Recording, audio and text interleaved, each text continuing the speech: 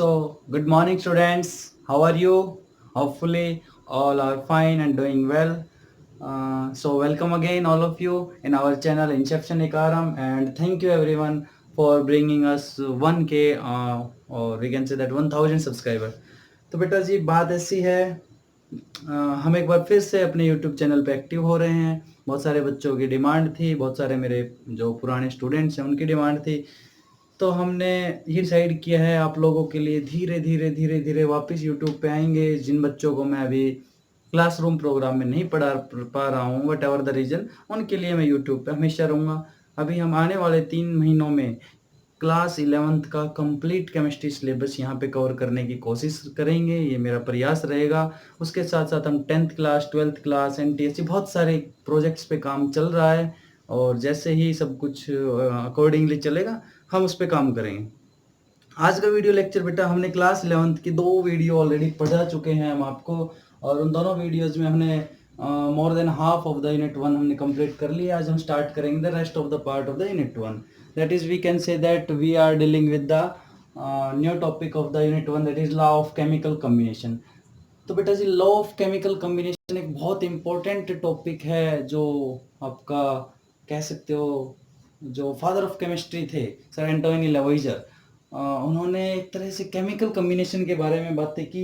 उन्होंने बताया कि भाई किस तरह से केमिकल कंबाइन करेंगे, किस तरह से एटम्स कंबाइन करेंगे, केमिकल्स बनेंगे, मॉलिक्यूल्स, बहुत सारी चीज़ों के बारे में। You can say that this is the very first and basic step for the development of chemistry. तो बेटा जी लॉ ऑफ केमिकल कॉम्बिनेशन में हमने फर्स्ट लॉ पढ़ना है, that is law of conservation of mass. Law of conservation of मास, तो सभी साथ साथ लिख लेना, law of conservation of mass, the first law.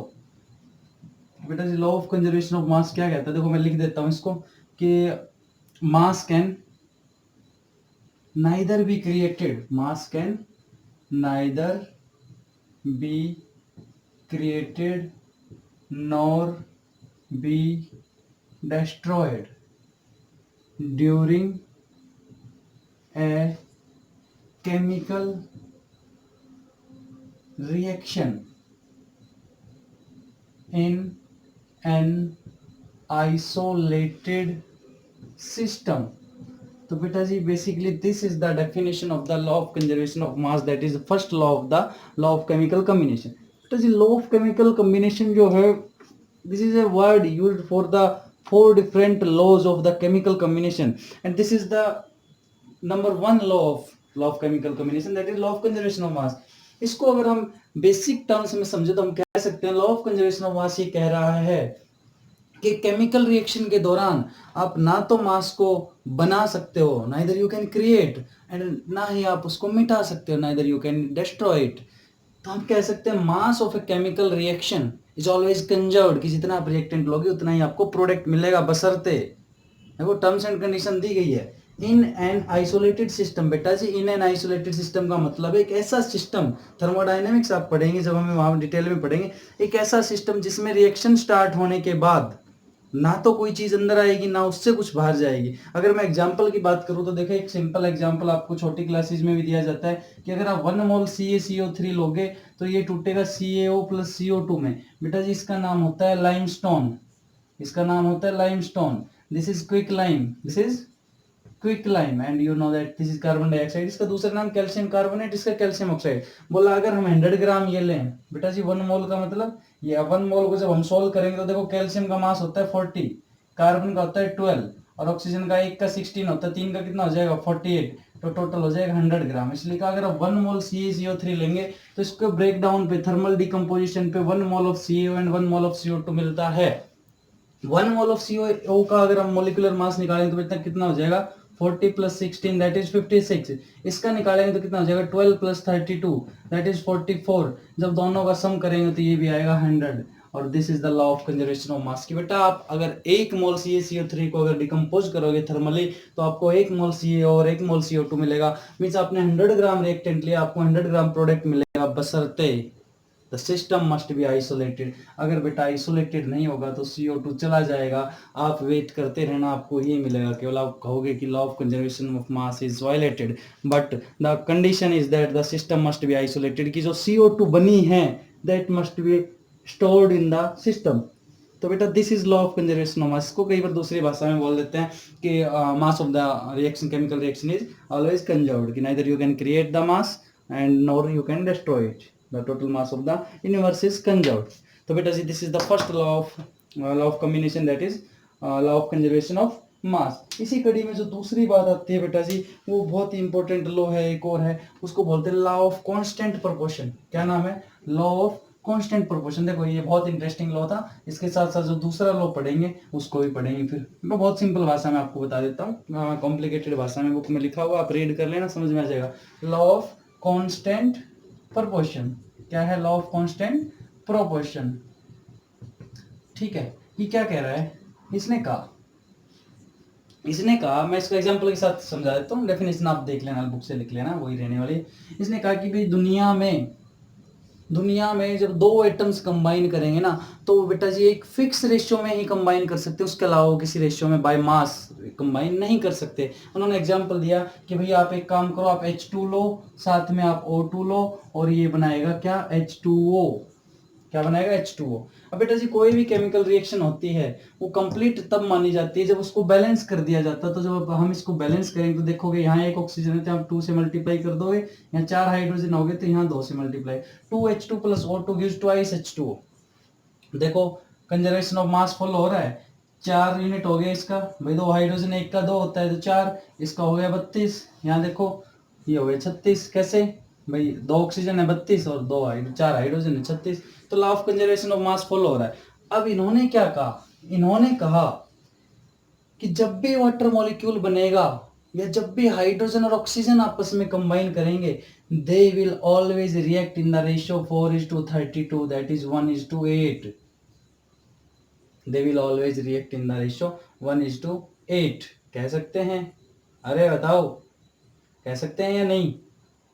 ये तो हुआ 4:32। या फिर अगर यहां बात करें, एक H2O को उठा लो, H2O किस में है? 2:16। क्या कह सकते हो? 1:8। बोले आप दुनिया में पानी को कहीं भी ले लो, वाटर आप कहीं भी जाके ले लो, अमेरिका में ले लो, यूरोप में ले लो, समुद्र में ले लो, नहर में ले लो, जोड़ में ले लो, कहीं भी ले लो, जहां आपका मन करे वहां ले लो। Water molecule must have the composition of hydrogen and oxygen by mass in 1:8 ratio. बोला इसके अलावा हाइड्रोजन ऑक्सीजन दुनिया में रिएक्ट करेंगे ही नहीं। क्या बोले? कि रिएक्ट करेंगे ही नहीं। This is the law of constant proportion, कि 2 atoms always combine in a fix proportion by मास। क्या कहा बेटा? बताओ, अरे बताओ। Law of constant proportion. Constant को कई बार डेफिनेट बोल देते, कुछ एक बुक्स इसको डेफिनेट लिख लेती है, नो प्रॉब्लम, एक ही बात है, डेफिनेट, आइदर डेफिनेट प्रोपोर्शन और कांस्टेंट प्रोपोर्शन। कि all chemicals compound is always found to be made up of the same elements combined together in the same proportion by mass. कि दो, कोई भी अगर आपका कंपाउंड बन रहा है उसमें 2 एटम जब भी कंबाइन करेंगे वो हमेशा हमेशा हमेशा एक फिक्स प्रोपोर्शन बाय मास में ही कंबाइन करेंगे, उसके अलावा वो कंबाइन नहीं करेंगे। This is the law of constant proportion और लॉ ऑफ डेफिनेट प्रोपोर्शन। तो इस हिसाब से कि हाइड्रोजन और ऑक्सीजन भाई इसके अलावा रिएक्ट कर ही नहीं सकते। अब इन्होंने बहुत अच्छा लॉ बता दिया, भाई मजे आ गए। ठीक है भाई, ये तो बहुत अच्छी बात है। ये लॉ एक्चुअल में दिया था, किसने दिया था पता है आप लोगों को? ये दिया था प्राउस्ट थे, एक साइंटिस्ट का नाम था प्राउस्ट, कुछ JL प्राउस्ट करके नाम था, जिन्होंने ये दिया था। उन्होंने ये कहा, भाई बड़ी अच्छी बात बताई और मजे आ गए सुन के कि ऐसा होता है भाई, ये तो काफी नई बात है। तभी क्या हुआ बेटा, कुछ दिन बाद ही क्या हुआ कि कुछ दिन बाद ही एक कंपाउंड डिस्कवर हो गया। अरे बताओ क्या हुआ?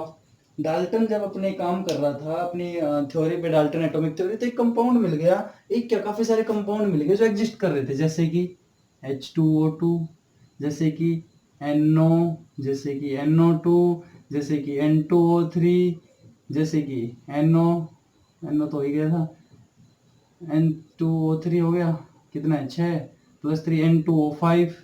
बेटा ये सारे कंपाउंड मिल गए। अब इससे क्या मतलब हुआ कि देखो H2O2 में अगर बाय मास निकालेंगे तो क्या होगा भाई? हाइड्रोजन का 2, 2 ऑक्सीजन का 32, किस रेशियो में आ गया? 1:16। ये क्या कह रहा था कांस्टेंट प्रोपोर्शन वाला? कि भाई इसके अलावा तो रिएक्ट नहीं करेगा। ये देखो नाइट्रोजन ऑक्सीजन किस तरह से है, 14:16 दैट इज 7:8। यहाँ पे किस तरह से है, 14:32 दैट इज 7:16। यहाँ पे किस तरह से है, 28:48 दैट इज आप अगर 2 पे जाओगे तो 14:24, 7:12। बेटा क्या कर रहा हूँ मैं, देखो ध्यान से, कंफ्यूज नहीं होना है। एटॉमिक मास का रेशियो निकाल रहा हूँ, नाइट्रोजन का एटॉमिक मास 14 होता है, आप सभी को पता है, ऑक्सीजन का 16 होता है। तो मैंने क्या किया है, जितने भी आपके एटम्स हैं उन सब का मास सम लिया है, रेशियो लिया है। तो देखो कांस्टेंट प्रोपोर्शन तो क्लियरली क्या कह रहा था, जेएल प्राउस्ट क्या कह रहे थे कि भाई देखो बात ऐसी है कि हाइड्रोजन ऑक्सीजन दुनिया में जब भी मिलेंगे इस रेशियो में मिलेंगे, इसके अलावा मिल ही नहीं सकते, ये जेएल प्राउस्ट कह रहा है। बट तभी ये कंपाउंड आ गए, ये आ गए, तो भाई ये फेल हो गया। तो फिर ये एक नया लॉ आया, उस नए लॉ का नाम था लॉ ऑफ मल्टीपल प्रोपोर्शन। नाम बदल दिया गया बेटा कि भाई कांस्टेंट प्रोपोर्शन ठीक नहीं है, लॉ ऑफ मल्टीपल प्रोपोर्शन ज्यादा सही है, कि भाई दो या दो से ज्यादा एटम फिक्स प्रोपोर्शन में नहीं, एक दूसरे के मल्टीपल प्रोपोर्शन में रिएक्ट करते हैं। किस में रिएक्ट करते हैं, मल्टीपल प्रोपोर्शन में। यहाँ देखो बेटा 7:8, 14:32, 28, ये सारे 7 के मल्टीप्लायर, 1:2, 1:3, कहीं ना कहीं होल नंबर रेशियो में आपस में रिएक्ट कर रहे हैं। तो ये था लॉ ऑफ मल्टीपल प्रोपोर्शन। अगर आप इसकी डेफिनेशन पढ़ना चाहोगे तो ये सीधी सी बात है, कह रहा है कि व्हेन टू एलिमेंट्स और atoms combine to each other they can form compound in not always in a fixed ratio of mass but they can form compound in a multiple ratio by mass to each other, कि भाई 1:8 में भी कर सकता है और 1:16 में भी कर सकता है, दोनों आ गए। तो बेटा ये these are the 3 sets of law of chemical combination, ये वो 3 लॉ ऑफ केमिकल कम्बिनेशन थे जो आप छोटे क्लासेज में 9th-10th में भी आपने जरूर, आपके टीचर ने पढ़ाया होगा, नो प्रॉब्लम। मेरे से पढ़े हैं उन बच्चों को मैंने जरूर पढ़ाया, 9th क्लास वाले अगर देख रहे हैं वीडियो तो उनको पता होगा कि हाँ जी ये ऐसा होता है सर। अरे बताइए समझ में आया सभी के, बेटा बताओ, ठीक है। अब देखो अब आप पढ़ रहे हो, आपको अच्छा लग रहा है। देखो अब मैं वापस आया हूँ क्योंकि आप लोगों ने इतना प्यार दिया कि 1000 सब्सक्राइब कर दिए। तो देखो आपको कुछ जा नहीं रहा है, आप जितने ज़्यादा यहाँ पे आप मुझे मोटिवेट करोगे उतना अच्छा कंटेंट फ्री ऑफ कॉस्ट आपके लिए, मैं कभी इसको रोकूंगा नहीं। देखो मुझे आपको मोटिवेशन चाहिए, जितना ज़्यादा आप मोटिवेट करोगे उतना अच्छा आपका कंटेंट मिलेगा। मैं काम कर रहा हूँ, आपको अगर मिला तो अभी 2-3 महीने में तो नहीं, लेकिन मैं टीम तैयार कर रहा हूँ। अगर मुझे फिजिक्स और मैथ के टीचर मिलते हैं तो अगर आप 11th में तो आपको 12th में शायद ट्यूशन की ज़रूरत नहीं पड़ेगी। अगर मेरा प्रोग्राम चल गया, सब कुछ ठीक रहा, काम हो गया, टीम बन गई, तो आपको ट्यूशन की ज़रूरत ही नहीं पड़ेगी बेटा कहीं भी, ठीक है। अरे बताओ, हाँ तो डाल्टन ने भाई ये नया लॉ दे दिया था, ये जेएल प्राउस्ट ने दिया था लॉ ऑफ, क्या दिया था बताओ, कांस्टेंट और डेफिनेट प्रोपोर्शन। और जो डाल्टन है, जॉन डाल्टन, उन्होंने दिया लॉ ऑफ मल्टीपल प्रोपोर्शन। इन दोनों को आप एक्सप्लेन कर सकते हो बेटा। इसके बाद एक और लॉ आया, एक और लॉ आया, उस लॉ का नाम था Gay-Lussac's law of gaseous volume. क्या नाम था, गे-लुसाक्स लॉ। देखो अब ये थोड़ा सा टिपिकल लॉ आएंगे, आपको थोड़ा सा मैं मोल कॉन्सेप्ट के बारे में ही बताऊंगा इस वीडियो में, उसके बाद इस वीडियो खत्म करेंगे, एक वीडियो और आएगा और आपका चैप्टर खत्म। देखो क्या था law, Gay-Lussac's law, law of gaseous volume, Gay-Lussac's law of gaseous volume, ये था बेटा। क्या था, Gay-Lussac's law of gaseous volume. Hopefully आवाज, वीडियो, ऑडियो सब कुछ क्लियर होगा, है ना। ओके, तो बेटा देखो क्या कहा इन्होंने, गे-लुसाक्स लॉ ने क्या कहा भाई, गे-लुसाक लॉ थोड़ा सा गैसियस, नाम से आपको पता है कि गैसियस पे है। और ये साइंटिस्ट का नाम था गे-लुसाक, जिन्होंने ये दिया, ये 1808 में दिया था। जॉन डाल्टन ने 1804 में अपनी जो थ्योरी दी थी, अपना डाल्टन एटॉमिक थ्योरी आगे पढ़ेंगे हम। तो उसके तुरंत बाद ये हमारा नया लॉ आ गया था, जिसको गे-लुसाक साइंटिस्ट थे उन्होंने दिया और उन्हीं के नाम पे रख दिया गया गैसियस वॉल्यूम। इन्होंने देखो एक सिंपल सी बात कही, क्या बात कही इन्होंने, कि अगर मान लो आप ले लो कि हाइड्रोजन और ऑक्सीजन को आप मिक्स कर रहे हो। देखो इन्होंने वॉल्यूम की टर्म में कहा, बोला हाइड्रोजन ले लो, क्या ले लो, हाइड्रोजन, ध्यान से समझ लेना बेटा, बुक में पढ़ोगे समझ नहीं आएगा। ऑक्सीजन ले लो और आप इससे वाटर बनाते हो। तो इसने क्या कहा, बोला अगर आप 100 ml अगर आप ऑक्सीजन ले रहे हो, हाइड्रोजन ले रहे हो, 100 ml अगर आप हाइड्रोजन ले रहे हो और 50 ml आप ऑक्सीजन ले रहे हो, then you are getting 50 ml of water. इसने एक सिंपल सी बात कही, क्या कही, 100 ml हाइड्रोजन, 50 ml ऑक्सीजन और 100 ml आपको क्या मिलेगा, वाटर। इसका मतलब क्या हुआ कि हाइड्रोजन और ऑक्सीजन की वॉल्यूम है बेटा जी वो किस रेशियो में कंबाइन कर रही है, तो वो किस रेशियो में कंबाइन कर रही है, 2:1 में। किस रेशियो में कंबाइन कर रही है, 2:1 के रेशियो में कंबाइन कर रही है। इसके बाद इन्होंने जब ये ऑब्जर्व किया तो इन्होंने अपनी इस ऑब्जर्वेशन के बेस पे एक लॉ बनाया जिसको गेल-लुसाक्स लॉ ऑफ गैसियस वॉल्यूम बोला गया। और उन्होंने क्या कहा, देखो उन्होंने गेल-लुसाक्स लॉ ने अपने इस जो लॉ है इसके अंदर इसने कहा कि जब दो या दो से ज्यादा गैस जब रिएक्ट करती है, when gases react together they always do so in volume which bear a simple ratio to one another and to the volume of the product. If these are also gases, provided all measurements of volume are done under similar condition of temperature and pressure.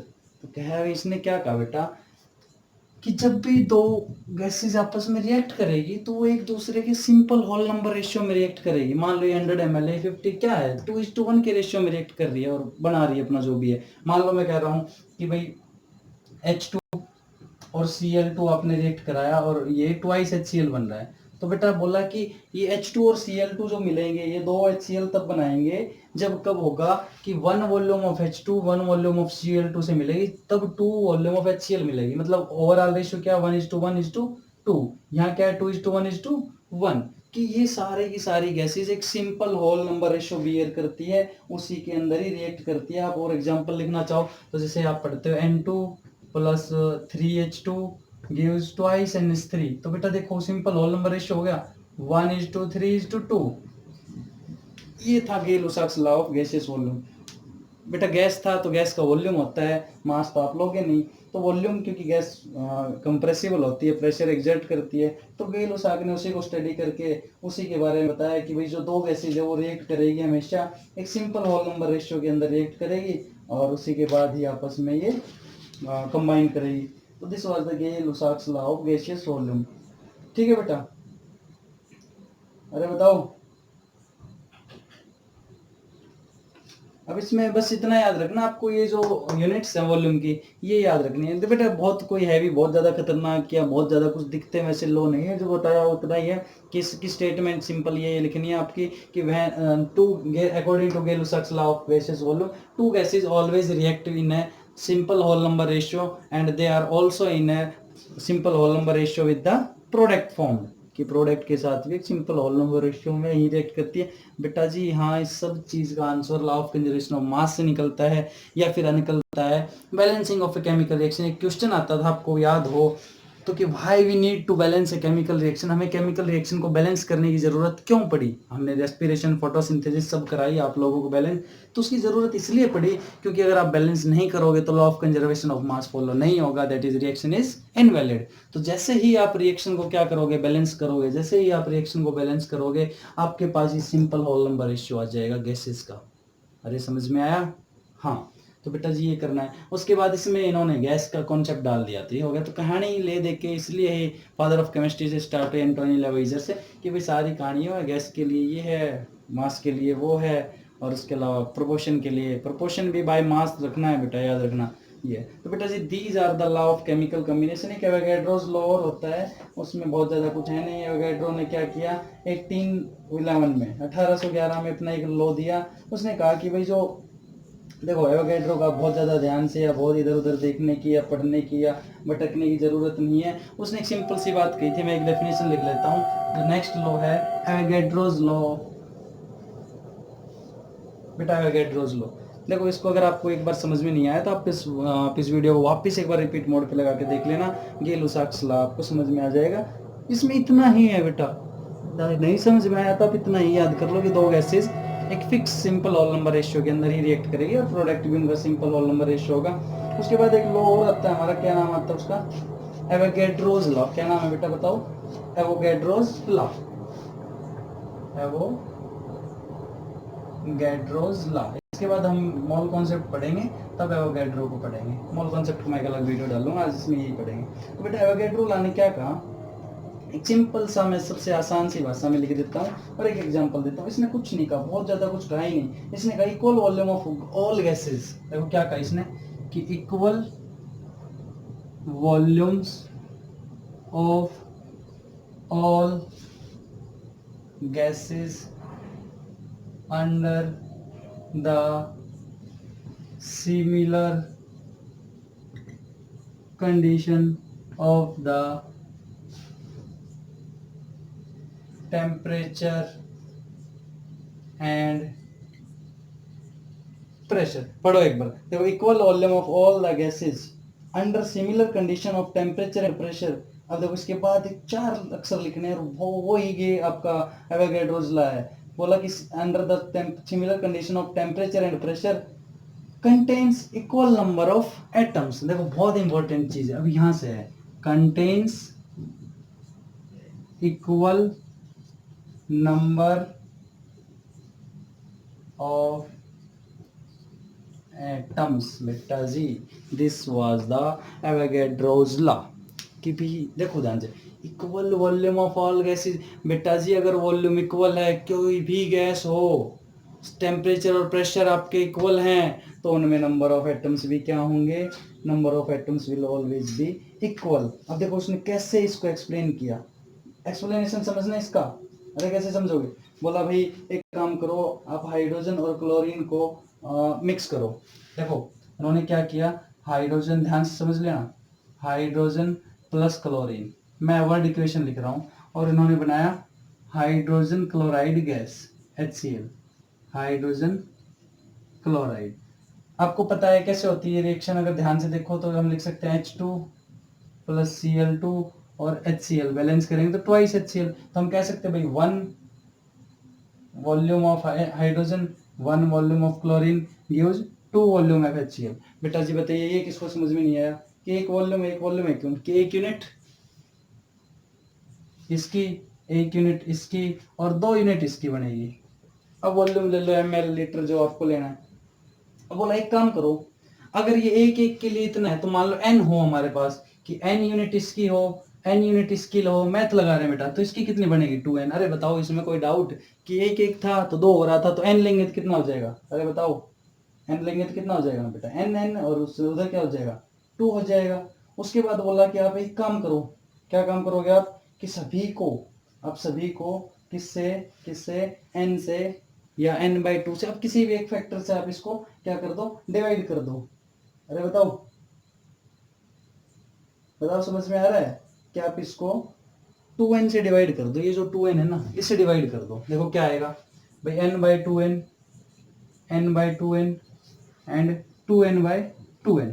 देखो क्या बचेगा, n/2n क्या आएगा 1/2, n/2n क्या आएगा 1/2, ये क्या जाएगा बेटा 1, क्या आया 1/2 1/2 एंड 1।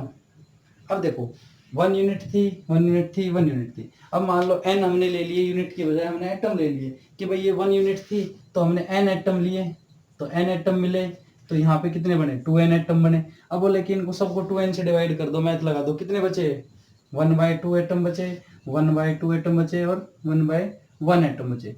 तो इसका मतलब क्या है कि बेटा इक्वल टेम्परेचर और प्रेशर की कंडीशन पे, equal condition of temperature and pressure क्या हो रहा है, ध्यान से देखो एक बार, इसको एनालाइज करने की कोशिश करो कि भाई आधा एटम ये आधा एटम ये मिलके कितने एटम बना रहे हैं 1 एटम। कि इक्वल अगर वॉल्यूम है, इक्वल अगर कंडीशन है टेम्परेचर और प्रेशर की, तो बेटा जी ये गैस हो ये गैस हो, दोनों मिलके एक एटम मिला रहे हैं, और उधर ये नई गैस बन गई वो मिलके एक एटम बना रहे हैं। कहने का मतलब ये है, अगर आपने मान लो 4 एटम यहाँ लिए ये, और इसके अंदर आपने ये डाला, तो अगर equal condition of temperature and pressure है तो ये सारे ऐड हो जाएंगे, जितने इधर उतने इधर। लॉ ऑफ कंजर्वेशन ऑफ मास का ही दूसरा रूप है कि भाई अगर आधा एटम है तो एक एटम बनेगा। अब क्योंकि कैसे लिख सकते हैं इसको, देखो इसको लिख सकते हैं 1/2 H2 plus 1/2 Cl2 gives HCl। अब 2 को हटाने के लिए 2 से मल्टीप्लाई कर दो, यहाँ 2 हो जाएगा और ये 1 हो जाएगा, वो बैलेंसिंग का चक्कर है। तो ये कह रहा है कि अगर equal condition of temperature and pressure है तो equal volume of all the gases under similar condition of temperature and pressure contains equal number of atom. की बेटा जी इक्वल नंबर ऑफ एटम है। अरे समझ में आया, देखो ये आधा वॉल्यूम था, 1 यूनिट था, 1 यूनिट था, ये 2 यूनिट था। एटम भी देखो ये आधा एटम है, ये आधा एटम है, ये एक एटम है। अब 2 से मल्टीप्लाई कर देंगे तो क्या आया 1 एटम, ये क्या है 1 एटम, और ये क्या हो जाएगा 2 एटम। कि भाई 1 1 2 है, कि ये इधर भी 1 है, 1 + 1 2 है, उधर भी 1 + 1 2 है। अरे समझ में आया। तो बेटा जी देखो गेल-लुसाक्स लॉ ऑफ केमिकल कॉम्बिनेशन और एवोगैड्रो लॉ, बहुत ज़्यादा कुछ है ही नहीं, जो बता दिया उससे ज़्यादा कुछ नहीं है। समझ में नहीं आया होगा, आई नो, एक बार और देख लो वापस, उसके बाद क्या होगा, समझ में नहीं आएगा तो भी याद हो जाएगा, समझ में आ जाएगा। ये एग्जाम्पल याद रख लेना बस, और कुछ नहीं। तो बेटा जी this is all about the laws of chemical combination for class 11th। और नेक्स्ट वीडियो में मोल कॉन्सेप्ट पढ़ेंगे। जुड़े रहिए, देखते रहिए, मोटिवेट करते रहिए, सब्सक्राइब करते रहिए और पढ़ते रहिए। तो बेटा जी इसी के साथ आज के लेक्चर में इतना ही। मिलते हैं नेक्स्ट लेक्चर में मोल कॉन्सेप्ट के साथ, और होपफुली हम उसको ख़त्म करने की कोशिश करेंगे। तो bye bye, thank you, tata and have a nice day. Thank you.